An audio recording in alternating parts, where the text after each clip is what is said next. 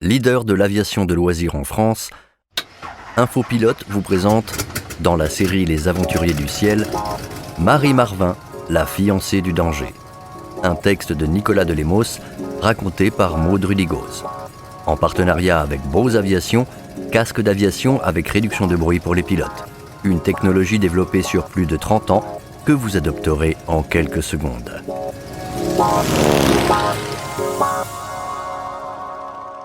Celle qui avait le mal des hauteurs et n'en voulait pas guérir était une aviatrice hors norme, pionnière de l'aviation de guerre. Cette aventurière intrépide, sportive accomplie, infirmière, conférencière, journaliste, reste la femme la plus décorée de l'histoire de France.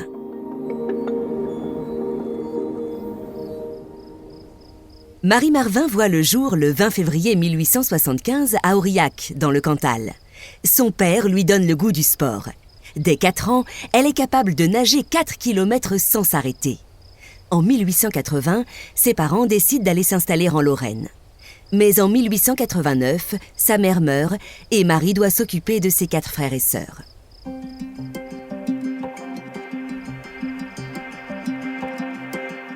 En 1890, elle rejoint Coblence en canoë en partant de Nancy. Parlant 5 langues, licenciée ès-lettres, elle écrit des nouvelles et des poèmes. Elle excelle également dans la peinture et la sculpture. À 24 ans, elle obtient son permis de conduire. 4 ans plus tard, elle est la première femme à réaliser l'ascension de la dent du géant dans le massif du Mont-Blanc. Attirée par les sommets, les airs, elle devient aérostière. Autre passion à son actif, le vélo.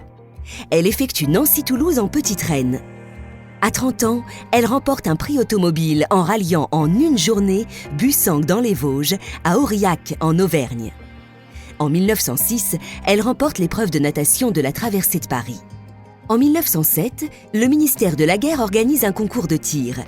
Elle y remporte, là encore, 2 prix d'honneur. Une demande de participation au Tour de France de 1908 lui est refusée. Qu'à cela ne tienne, elle participe tout de même à la course et devient officieusement la première femme à avoir terminé la grande boucle. Elle enchaîne les victoires, à ski, en luge, en patinage et même en bobsleigh. En 1909, elle réalise son baptême de l'air sur monoplan avec Roger Sommet, pionnier de l'aviation, sur le terrain de Nancy. Plus de doute pour elle, elle veut devenir aviatrice.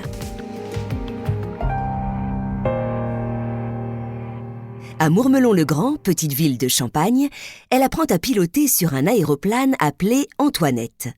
Son instructeur est Hubert Latham, concurrent malheureux de la traversée de la Manche. En parallèle, celle que l'on surnomme dorénavant la fiancée du danger réalise, le 26 octobre 1909, un vol de 12 heures en ballon avec le colonel Émile Garnier comme passager.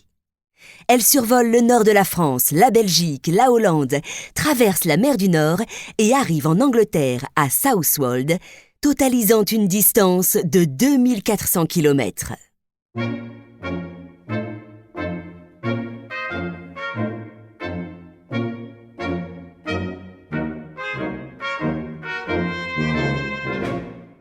Après Raymonde de la Roche, 8 mars 1910, et Marthe Neal, 29 août, elle est la 3e femme brevetée avion le 8 novembre 1910. Elle est surtout la seule femme brevetée monoplan, alors même que l'Antoinette était un aéroplane difficile à piloter. En 1911, elle remporte la Coupe Femina honorant les femmes pilotes. Comme beaucoup d'aviateurs à l'époque, elle a la réputation de casser du bois. Mais heureusement, elle ne sera jamais blessée. En outre, elle devient championne féminine internationale de bobsleigh. Elle reçoit la médaille d'or de l'Académie des sports.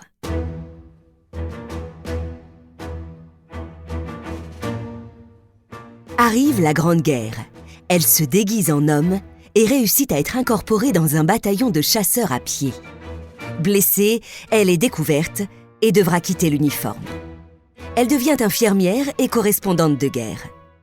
C'est à ce moment qu'elle invente le concept d'avion sanitaire. Le prototype sera réalisé par l'armée 2 ans plus tard. Elle lui trouve un nom, les ailes qui sauvent. Elle est la première femme à recevoir la Croix de guerre 1914-1918 avec palme. Quelques années plus tard, le 10 mai 1929, elle ouvre le premier congrès de l'aviation sanitaire à Paris et fonde avec Robert Charlet la Société des Amis de l'Avion-Ambulance. En 1934, au Maroc, elle tourne 2 documentaires, Sauvée par la Colombe et Les ailes qui sauvent, puis crée dans ce pays une association d'aviation sanitaire civile. Elle est promue chevalière de la Légion d'honneur en 1935, chevalier de l'Ordre de la Santé publique en 1938 pour ses contributions à l'aviation sanitaire et officier de la Légion d'honneur en 1949. Lorsqu'éclate la Seconde Guerre mondiale, elle met en place un centre d'accueil pour les aviateurs blessés et convalescents. Et, naturellement, elle entre dans la Résistance. En 1949, Marie est lauréate du concours littéraire international Women's Aeronautical Association of Los Angeles pour 2 ouvrages, La fiancée du danger et Ma traversée de la mer du Nord en ballon. Elle reçoit en 1954 le Grand Prix Deutsch de la Meurthe en tant que pionnière en aviation sanitaire et pour son établissement des services de secours. Le 20 février 1955, à 80 ans, l'US Air Force lui offre un vol à bord d'un avion de chasse F-101 au-dessus de Nancy. À 82 ans, elle est décorée de la médaille d'or de l'éducation physique et de la médaille d'argent du service de santé de l'air. Elle décroche à 84 ans son brevet de pilote d'hélicoptère. Elle décède le 14 décembre 1963 à 88 ans. Avec ses 34 décorations, Marie Marvin reste toujours la femme la plus décorée de l'histoire de France.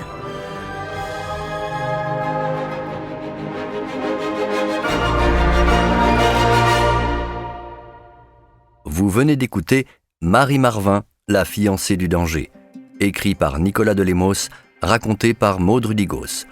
En partenariat avec Bose Aviation, casque d'aviation avec réduction de bruit pour les pilotes, une technologie développée sur plus de 30 ans que vous adopterez en quelques secondes. Produit et réalisé par Le Pensophone, une histoire parue dans Infopilote, le magazine de la Fédération française aéronautique.